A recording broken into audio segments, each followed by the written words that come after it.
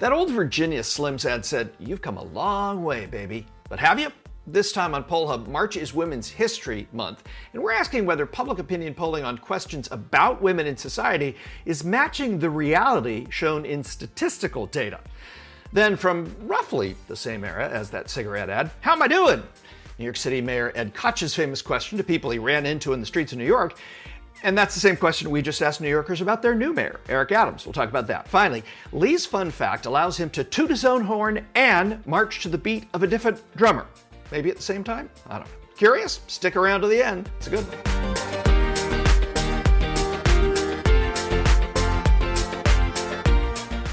Hi, everybody. Welcome to Poll Hub. I'm JD Dapper. And I'm Mary Griffith in for Barbara Carvalho. And I'm Lee Marengoff. March is Women's History Month, and I probably shouldn't be saying that because I'm a guy, but thanks for letting me speak a little bit of my piece here. We thought it would be interesting to look, there's some new polling, Gallup did some new polling, for instance, around people's perception of women in society in America, and actually they did it internationally as well. We thought it would be interesting to look at what the perception is versus what the reality is shown in some statistical data regarding women in society. So let me start real quick with the Gallup survey. It shows that 60% of Americans are now satisfied with the position of women in the country, in society. There is a gender gap, perhaps not surprisingly. 56% of women say that, 66% of men, so there's a 10-point gap, say that. One thing that stood out was a little surprising, maybe. Republican adults without a college degree are the most satisfied of the demographic groups we looked at. So that group thinks that women feel like women are probably doing the best. The data that we're talking about, though, is regarding violence against women and the numbers there, and then this pandemic and what it's done to the economic conditions and the job prospects for women, and that's what we're going to get into. I will shut up. I'm a guy. We've got a couple of women on the panel today, though, that have a lot to say about this. Mary, take it away. Well, please, Jay, don't shut up. But I'm not really not surprised at all by that 56% of women who are satisfied with women's position in the nation currently. I grew up in the generation, I was a teenager in the 1990s, and always had this perception that women could have it all. They could have the career, they could have the family, and they could just chug along swimmingly. Well, now that I'm going to say it, a 40-something with 3 young children and working, you can have it all, but there is a cost involved in that. And as Casey Schaff and I, our production supervisor, were talking about just the other day, it's a lot easier when you have a lot of resources at your disposal, like household help or a nanny or childcare, who can help you have it all. So, whatever the cost is for a woman individually, whether it be less sleep, whether it be less time with her kids, whether it be feeling guilt about not being with her kids while at work, or feeling the stress of not getting everything done at work because they need to take time for family life, it is difficult to say that women can have it all. That's just my position. It might be a controversial position to take. That said, though, I will say that women have more opportunities certainly than they did a few decades ago. So in terms of the opportunities, I think that women do see more opportunities, but I think that the next generation really needs to pick up the torch and fight for equality for the opportunities, because I do think that there is a great deal of difference between the opportunities that women and men face in society in general.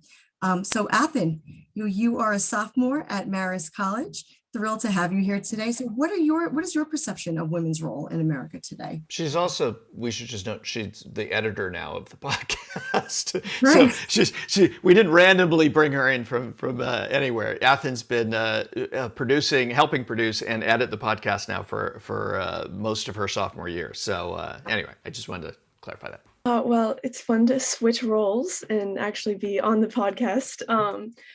And I can't wait to edit my own voice this week. But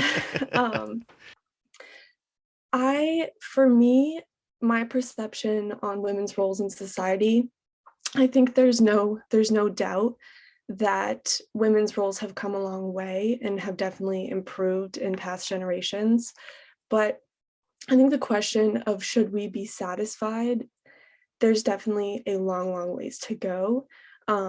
in my own experience, like there's still so many obstacles in equality that maybe aren't outright in your face misogyny, but still impede women and their goals in life. You know, I'm the senior statesman here, the eldest, and you know, I totally get what you guys are saying. It's Athens, and you know, things have changed. When I was a kid in the 50s and then the 60s, my mom couldn't get a credit card without without my father's signature, um, and that spoke to just the inequity of it all.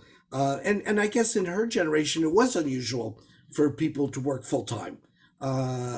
Women, she wasn't the sole breadwinner, but she was, working full time while I was a youth, growing up. But I think, you know, to fast forward to the recent events of the pandemic, I mean, to get a sense of, uh, you know, and you can talk more eloquently than I on this, but I mean, there were pay equity issues. We know that, but then again, where did the pandemic hit the worst? It hit the retail sector, the food service sector, more female employees there than not. And then when, if, you know, God forbid, the pandemic hit home, you know, women's role then became to double down in terms of not only the responsibilities but also the economy of the situation. So I mean, there's just so much still on the plate, and recent events have really driven that home. And maybe that's why even some of the satisfaction numbers that Gallup found have actually declined a little bit since 2000, which I was struck by. So you know, things are better, but not necessarily being perceived to be that. And there's still the gap. This is not to take away from the stress or the experience that men felt during the peak of the pandemic. There's no question about that. But the data has shown that women had to take on greater roles and had to perhaps leave behind a job to care for children who were learning from home and had their own challenges to deal with during that time. And I think that really comes back to this idea of opportunities afforded to women and how those opportunities are now greater than they were previously. That does have a lot to do with women's socioeconomic positions as well. But I do want to get back to Athen in terms of the impediments that you see for your generation to that equality. So Athen, please. Well, I think it's just kind of the resources that women are afforded or the lack of. I mean, I'm a political science major, and I see in my classes it's a very male-dominated field that you are not really expected. You kind of have to fight more. You have to have a louder voice to kind of get your foot in the door. And I've kind of been conditioned in my classes to expect that, to expect to have to work harder or push harder to be able to get a position or to be able to run for office or get into law school. You have to work harder or prove yourself more to be able to get into a position that's typically male dominated. There's still big pay gaps. That's one of the things that comes up. Do you, when you're in class, actually I have two questions. One, when you have a female versus a male professor, are the classes different? One question. And two, when you think about having to work harder and be better in order to get into law school or whatever, and you look at the pay gaps, do you feel like that's surmountable for your generation, that gap will close? Sorry to ask two questions at once. No, that's okay. The first question, there's an immediate difference in the way that, like, at least the professors, like, even when you see examples, like when they talk about examples, I feel like female professors are more likely to use they or she in an example it feels less excluding, and they're more likely to have more diverse examples when they're talking in class.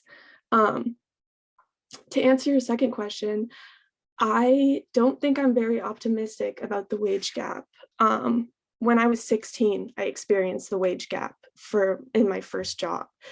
And I think it's something that a lot of people, it doesn't matter what age you are, you can still experience it. And I think, you hear statistics that say the wage gap isn't going to close for another 80 years. So I'm not super optimistic about it closing. And I think it's definitely something that my generation is going to have to push for and really fight harder to get to close. No, Ethan, when you shared your experiences, I had a visceral reaction to that. I became very angry and very agitated by what you were sharing, because it hasn't changed. Women, I think, over the decades have felt that they have to push harder. Their voices have to be louder. They need to be heard.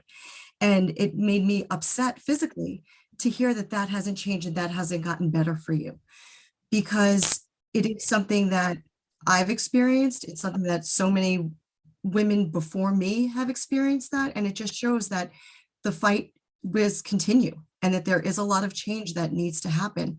And I'm sorry that we haven't gotten there yet for you, but I do hope that you will push forward. And I know you're going to push, you're going to have your voice heard. You are smart, you are talented, and just never be afraid to ask for what you deserve, because it is so important, and it is so important for you to hold on to your self-respect and to your dignity as you move forward. And that's just my own personal piece of advice, but I think that if there are any younger women listening out there, please take that advice and please don't stop fighting for what you deserve. Hear, hear. Athen, thank you so much for joining us for this segment. I know you're on the podcast every week, but everybody doesn't get to hear you, and now we know why we should hear from you more. So let's dig into some poll numbers that the Marist poll just released this week. And we've gone local this time around, focusing on New York City and on the job performance of Mayor Eric Adams. This is the first time that we've measured Adams' performance since he took office at the beginning of January. So Lee, the floor is yours. How is Mayor Eric Adams doing? Well, I think the numbers speak to the fact that he's off to a good start. I think if you had to put a narrative together, you'd say things are going well for him. He's been very active. He's been very visible. People are responding favorably to him. A 61% approval rating, 62% in our polls say they have a favorable impression of him. And the numbers are interesting because they're across the board.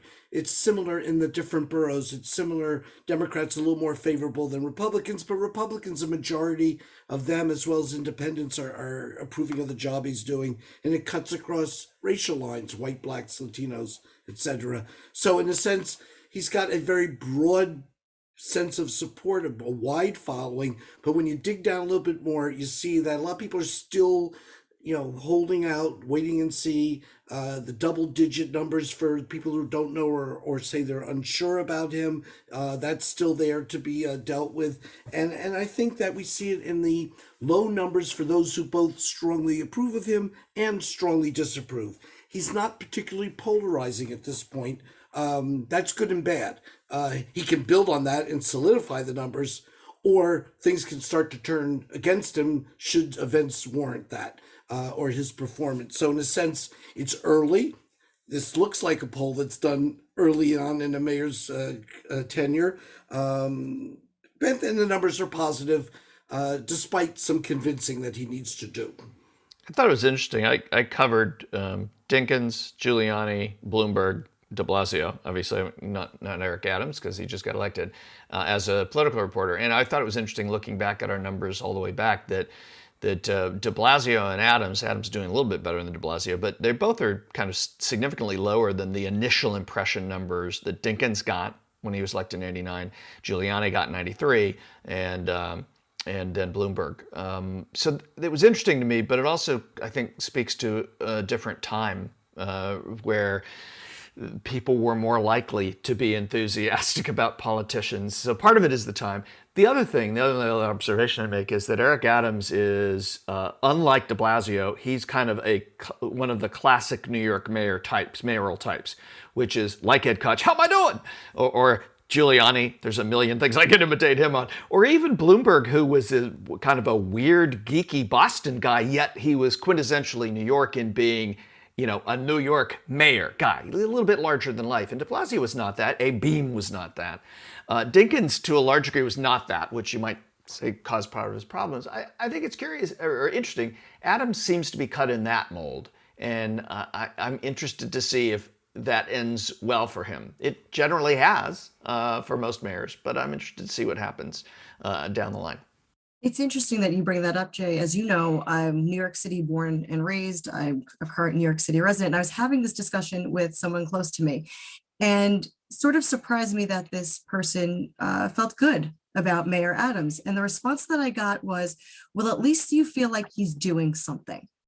And so let me throw this question out there. How much does the perception of Eric Adams as being hardworking or working for New York City have to do with this? And not to give you a double-barreled question, but if crime goes up, crime has been a big problem for New York City and something that Adams is dealing with. If crime goes up or this continues to be a problem for the city, what happens to those numbers? How quickly do they go down? No, I think that could be the Achilles heel. When we asked about qualities that he has, understanding people's problems was number one. The fourth one, the lower one, was making New York safer. And that was still a majority felt that way. But that was the fourth of the four. And then also when we asked about just performance, how he was handling things, COVID was the top one. Handling crime was again fourth.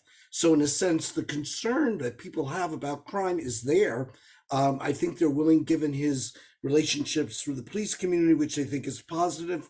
The community and police department, police officers, people think that he's making good progress in that. I think those become potentially liabilities for him down the road. And to Jay's point, the different time period, when mayors used to come into office, there was a sense of things might be moving for the better. Things are changing for the better. There's a new day. People may feel, to Mary's point, that things are, the guy's trying to do something, but right now, a lot of people say he's not necessarily making a change, or the number between right direction and wrong direction in the city is almost even in both of those. So it's still you got to prove me, show me that you're really going to produce down the road, or the numbers, as I say, it's not solid, it's not firm. He still needs convincing to do, but he is off to a good start. The other thing, real quick, before we go to your fun fact, his administration has mastered being its own broadcast outlet. He just started on TikTok, but that's another thing. They produce these short little videos that are on Instagram and Twitter and Facebook all the time. They're very boosterish, but they're short and they're great. I just want to say, as a media professional, they are great, and I think that is at least partly what owes to his success right now, is that he's getting his own message out, not filtered through the media, in a super effective way. Lots of politicians complain about it. He's done something about it. Kudos to his team for that. I mean, maybe not anything else, but on that one, he's really leading the way. He's absolutely tooting his own horn, so to speak. And Lee, that brings us to your fun fact today. Yeah, you took the words right out of my mouth. Very nice. Let's make a segue between politicians and music. Mario Cuomo, former governor of New York, used to say famously that if you don't toot your own horn, there is no music. So we have there the horn analogy, and Jay's point on him standing firmly on these messages. But the question for the fun fact is a question that was asked in 1991. Princeton Research Associates did this, and they want to know what musical instrument you would have most liked to play. And I guess this means you didn't necessarily have to play that instrument, because sometimes, in my case, I was forced against my will to play a violin. I don't think that was my number one choice, and it certainly wasn't the choice of a national audience, who ranked piano at 42% and guitar at 24%, and then everything else is single digits. Okay, so you guys take out your old guitar case, or open up their piano and tell me which one of these you guys want for. Well, as a child, I took keyboard/piano, so you can kind of lump me into that percentage. But I really wanted to either play the drums, the guitar, or the saxophone. And my parents gave me some excuse about the saxophone and breathing capacity. I just don't think they wanted to hear me practice. So I think that's why they nixed the saxophone. I played trumpet, but I always wanted to play guitar. I always wanted to be, like a lead guitarist, all that kind of stuff. I could see that 100%, Jay. Yeah, my parents couldn't, which is why, although a trumpet was noisy practice, I can't believe they survived that. Yeah, anyway. Yeah, I don't know. I want to bring Athen and Casey into the discussion before we leave, but I will say that I wanted to, and I do sort of pick along on a banjo. I wish I could do that a lot better. But banjo, it's so funny you mentioned that. I looked at this and I saw this without looking at the date. It said banjo. Oh, this must be one of these polls we pulled from the 40s. Thanks a lot. 1990, no, but 1991, banjo's on there? Banjo? 3%. These may be people who were alive in the 40s, so it could have been. I mean, I can pluck a little bit, but I would put I get all 5 strings involved, but it's probably a C level. How's that? Athen, save us. Athen, save us. Yeah, you're back. I played saxophone as a kid, but I hated it. I was always told growing up I had long fingers, so I should play the guitar or the piano, and that's what I always wanted to do, but I never ended up playing. You still got time. Yeah, pick it up now. Casey? I come from a very musical family. My brother is in like 80 bands, and my brother played on Broadway in a band, I believe. So we always want to play all the instruments, is what I'm saying. Do you play one? I can play a little tiny bit of like 5 on this list. Wow, that's impressive. The banjo, it might be explained by the 90s being the beginning of the bluegrass resurgence. Yeah, that's true. So, do you play any banjo? I do not play any banjo. Oh, because I was going to say, you and Lee, we could have a banjo duet. It would be like, that Devil Went Down to Georgia song or something. Oh, no, those were unfun fact. fiddles. That Never would mind. be an unfun fact. I'll say my father was a piano tuner. That gets you somewhat close to an instrument, right?